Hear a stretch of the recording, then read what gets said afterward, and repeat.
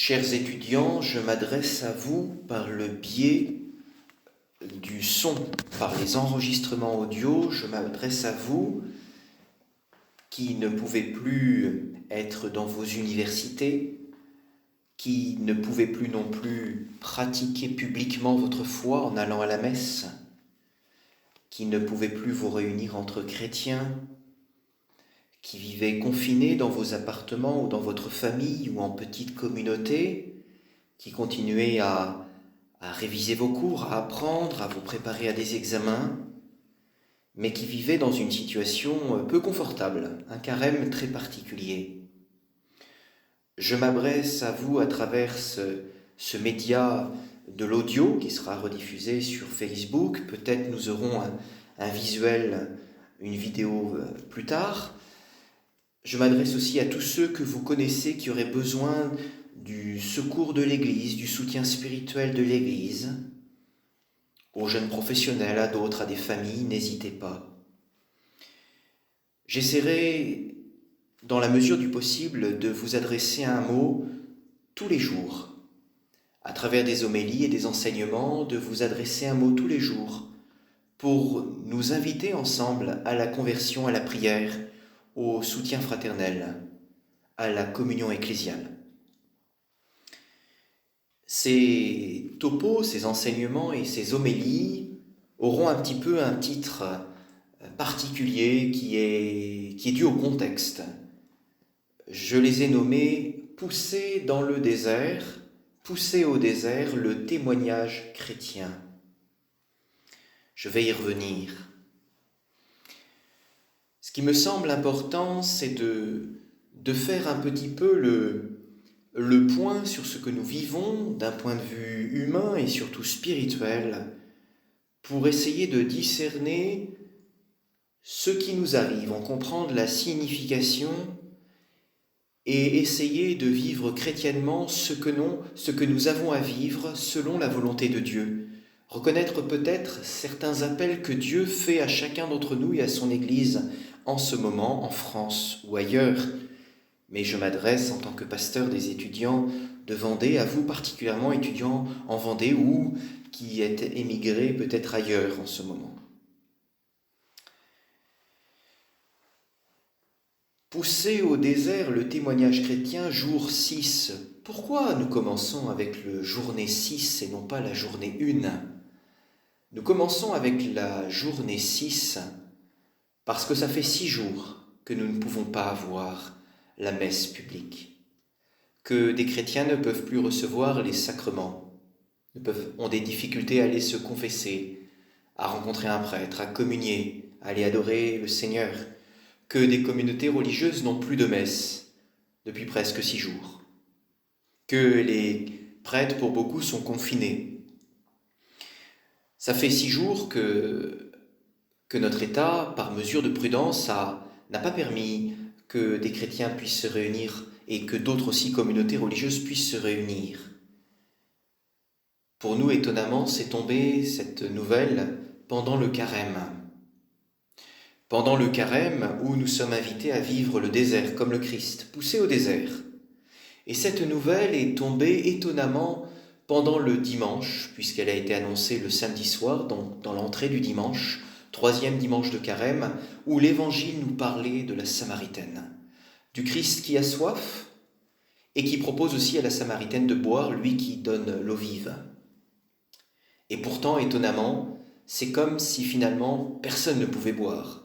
Plus personne ne pouvait boire aux sources vives, puisque la source en apparence semblait tarie, les sacrements ne sont plus accessibles. Et nous sommes vraiment envoyés dans le désert.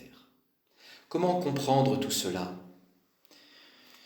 Prenons conscience qu'effectivement un fléau, une pandémie se généralise et qui fera certainement des morts. Oh, il y a d'autres pandémies qui font beaucoup de morts. J'ai discuté récemment avec un médecin qui me disait le palu, on n'en parle pas, mais c'est beaucoup plus important.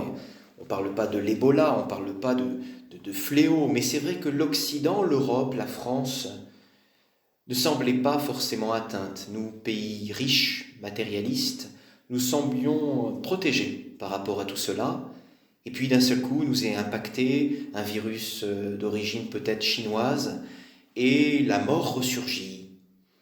Et pour nos concitoyens, c'est l'expérience du confinement, de la peur de mourir, de la suspicion d'être contaminé, du souci de ses proches, de conditions de travail difficiles, d'une vie de plus en plus austère. On se croirait en guerre, comme a dit notre président. Donc cette peine, cette difficulté, nous la portons quotidiennement maintenant, et peut-être qu'elle va s'installer durablement. Alors ça, c'est le lot commun, et nous avons à vivre la prudence par rapport à tout cela, à vivre ce qui nous est demandé, puisque saint Paul nous invite à vivre en respectant les lois de l'État. Et puis elles sont bonnes, elles sont nécessaires aujourd'hui dans le contexte où on est. Mais à cette peine que tout le monde partage, s'ajoute une deuxième peine, que peut-être tout le monde partage, mais que les chrétiens ressentent et que les croyants ressentent, mais nous chrétiens, nous le ressentons clairement, c'est qu'il ne nous est pas possible de pouvoir pratiquer notre foi publiquement dans les églises, de nous réunir pour célébrer l'Eucharistie, de pouvoir recevoir les sacrements. Il est possible que nous ne puissions pas célébrer le Tridium pascal, le cœur de notre foi ensemble, que des baptêmes sont reportés. On n'a pas vu cette situation, m'a dit un prêtre, depuis la Révolution française. Donc à la première peine de la maladie, de la crainte, de la pandémie, s'ajoute une deuxième peine, l'absence de Dieu. Nous sommes poussés au désert pendant le carême, mais sans boire spirituellement. C'est comme finalement nous n'avions plus de source. Il faut bien comprendre ce qui se passe là-dedans. Nous sommes solidaires en humanité de ce que nous vivons. Nous avons à prier pour la guérison, prier pour le soutien des malades, pour les agonisants, pour tous ceux qui œuvrent dans les hôpitaux. Mais nous devons prendre conscience qu'il y a un fléau qui est plus grand que le fléau naturel, c'est l'absence de Dieu. Que finalement l'homme peut mourir spirituellement de l'absence de Dieu comme il peut être desséché dans le désert. Et que finalement Dieu permet à son Église, ce n'est pas Dieu qui a causé cette peine, ce fléau et cette interdiction de célébrer le culte. Mais Dieu s'en sert pour en tirer un bien. Et sans aucun doute, il y a la main de Dieu qui agit là, comme au temps des Israélites dans le désert, comme au temps des Israélites sous le joug des Égyptiens. C'est un peu les criquets d'Égypte, il y a un fléau, la main de Dieu le permet, et le peuple de Dieu, à grande échelle, est touché par un fléau, et nous ne pouvons pas nous réunir. Et si Dieu le permet, c'est sans doute pour une purification des chrétiens, et pour aider à la conversion d'un grand nombre, chrétiens ou non chrétiens, sur la vie spirituelle. Dieu se sert des fois de la souffrance humaine, des maux MAUX qui peuvent nous arriver pour implorer sa miséricorde et nous convertir. Sans aucun doute, pour nous, nous pourrions discerner, mais peut-être que nous avions besoin d'éprouver la faim eucharistique, peut-être qu'un trop grand confort entre nous, en gens bien pensants, faisait que nous ne mesurions plus la richesse que nous avions de pratiquer la foi dans un pays libre, que nous avions la richesse aussi de pouvoir communier régulièrement, voire quotidiennement. Et là, il nous est demandé de cultiver cette faim eucharistique, de pratiquer la communion spirituelle comme dans beaucoup de pays où ils n'ont pas accès au sacrement.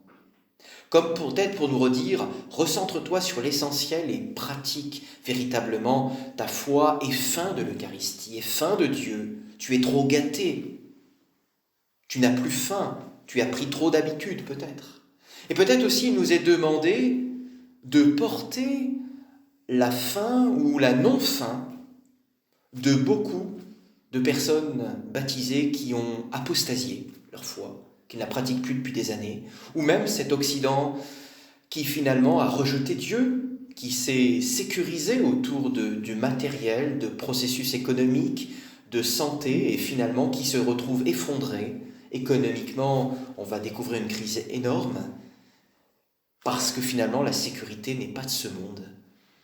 Et cet Occident ne trouve pas le lieu de sa sécurité, et finalement Dieu veut aussi amener les gens à la conversion à travers cette épreuve. Et nous la portons, cette absence de Dieu, nous la portons comme les autres pour nous être solidaires aux autres, et nous avons à la porter. Donc nous sommes poussés au désert malgré nous par les événements, et sans doute l'Esprit conduit tout cela, comme il l'a conduit le Christ au désert, et dans le désert il y a des tentations, il y a des combats, mais il y a aussi le témoignage chrétien à vivre, c'est-à-dire que nous avons à le vivre d'une manière que le Seigneur, qui rend honneur au Seigneur, qui est conforme à sa volonté, qui lui rend gloire.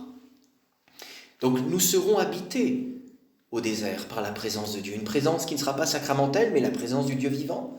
Il faudra réapprendre à l'écouter, réapprendre à être appauvri, accepter le combat quotidien, le combat spirituel quotidien. Nous serons tentés au désert, mais dans le temps et avec persévérance, car peut-être les temps seront longs, nous ne savons pas, et bien Dieu va faire une transformation, va purifier son peuple, va amener son peuple à une vraie conversion pour le monde. Et peut-être que son peuple va porter des conversions et que Dieu va travailler dans le cœur de beaucoup de chrétiens qui avaient quitté la foi ou de non-chrétiens qui vont se rendre compte avec la question de la mort réapparaissante que l'essentiel de la vie n'est pas la santé, mais la sainteté. Que le sens de cette vie qui peut passer vite, à plus de 70 ans, on se dit finalement je peux mourir, peut-être que je ne serai pas pris dans tous les hôpitaux, c'est ce qui se passe en Italie, et quelle est ma destinée après? Tout cela réapparaît. Nous avions mis peut-être notre sécurité dans l'argent, dans l'avoir, et finalement tout s'écroule. Et donc poussés au désert, nous sommes appauvris, nous sommes rendus dans une situation précaire. Nous devons mendier l'essentiel.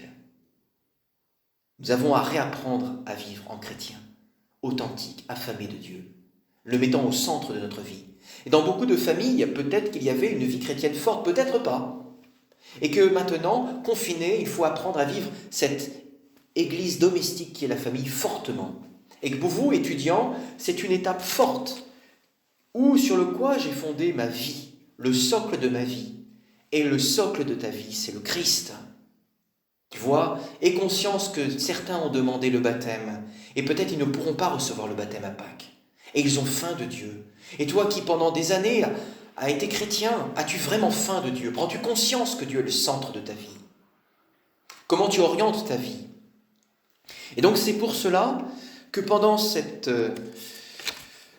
enseignements, nous méditerons plusieurs points. Nous méditerons pousser au désert le témoignage chrétien. Tout d'abord, au désert, être avec Dieu.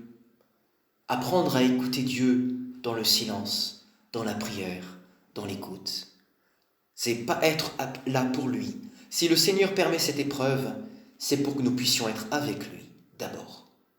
Et puis deuxièmement, pousser au désert après être avec Dieu dans la prière, dans le silence, dans l'écoute de Dieu. Nous aurons besoin au désert de vivre la purification que Dieu veut. Cette épreuve est permise pour en tirer un bien.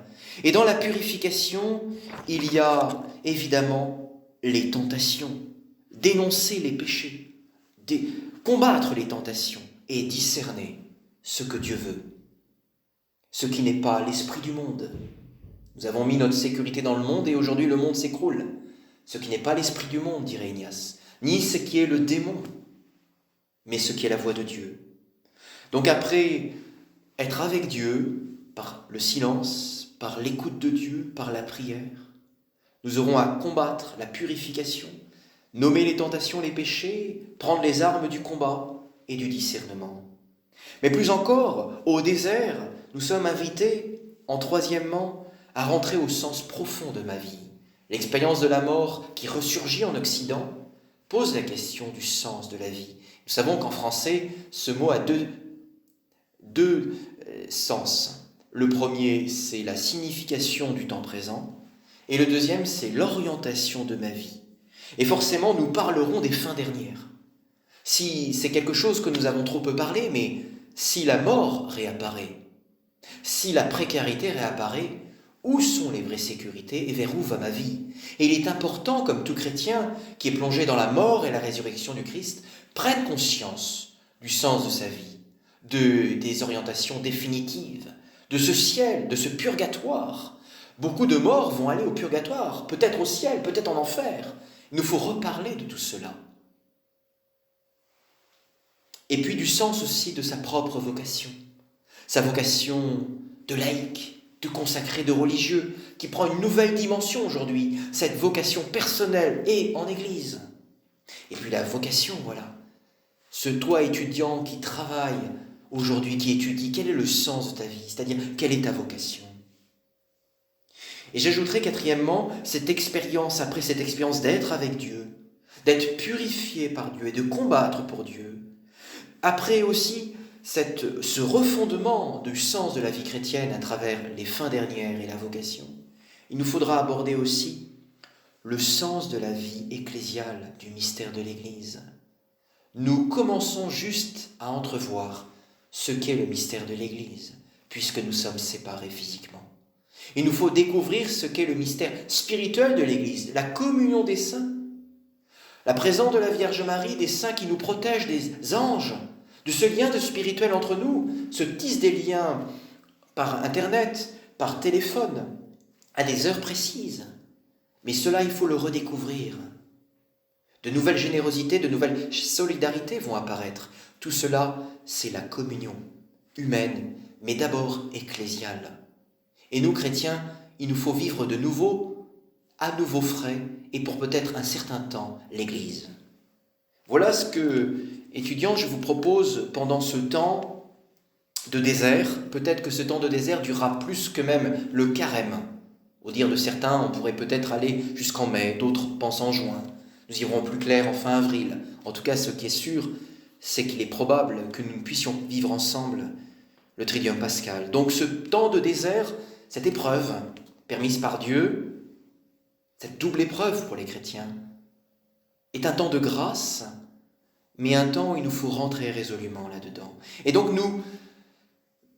je vous parlerai à travers des topos, à travers des homélies, qui ont un peu pour titre « Pousser au désert le témoignage chrétien » durant tout ce temps, jusqu'à ce que nous puissions enfin nous retrouver célébrant le Christ ressuscité ensemble à la messe, recevant les sacrements, nous réunissant avec nos proches. Pendant tout ce temps, une résistance spirituelle, une résistance chrétienne, une résistance cultuelle, une résistance fraternelle doit s'organiser. Pousser au désert le témoignage chrétien sera comme une aide, je l'espère, à cette petite mesure, pour vous nourrir, pour vous aider, pour vous stimuler à la conversion permanente, à la charité permanente. Avant d'aborder le premier point, je voudrais finir. J'ai été touché par une parole de Dieu qui, pour moi, illustre ce que nous vivons, puisqu'il faut nous rappeler cette décision de l'État de ne pas permettre le culte, comme ça s'est fait dans d'autres pays aussi, dans ce contexte de pandémie, par prudence humaine, et c'est compréhensible, touche de plein fouet les croyants, et particulièrement les chrétiens, dans ce carême. Et la source sacramentelle, le lien ecclésial semble, pour une part, s'être tari. Le jour où on avait l'évangile de la Samaritaine qui pouvait recevoir à boire. Et nous avons dans le livre de Jérémie, au chapitre 2, verset 13, cette parole très forte du Seigneur. « Oui, mon peuple a commis le double méfait. Ils m'ont abandonné, moi la source d'eau vive. Ils se sont creusés des citernes fissurées qui ne retiennent pas l'eau. Finalement, c'est comme si nous avions abandonné, malgré nous, celui qui pouvait nous donner la vie, que nous sentions la nécessité de continuer à prier parce que nous pouvons dépérir spirituellement dans une situation où on peut dépérir aussi physiquement. Et que nous portons cela pour nous ou pour les autres. Et donc il faut pour nous réapprendre à boire, réapprendre à être purifiés, réapprendre à fonder notre vie chrétienne et découvrir tous ensemble et chacun le mystère de l'Église.